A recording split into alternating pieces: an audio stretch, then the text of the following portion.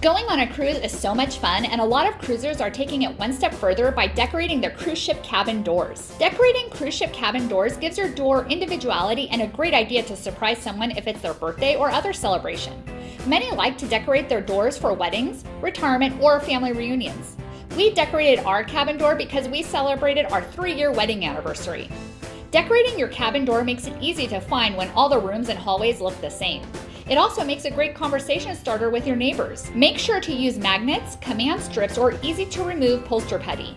You want to make sure it doesn't damage the door, and you should clean it up before disembarking. Here are some cabin door decoration ideas from our last cruise we were on. Have you decorated your cruise ship cabin door before? Where did you pick up your decorations, and what were you celebrating? Please comment below. Something to keep in mind, some cruise lines are not allowing door decorations due to fire safety, so please find out ahead of time. Hope you have a great day and happy sailing, friends!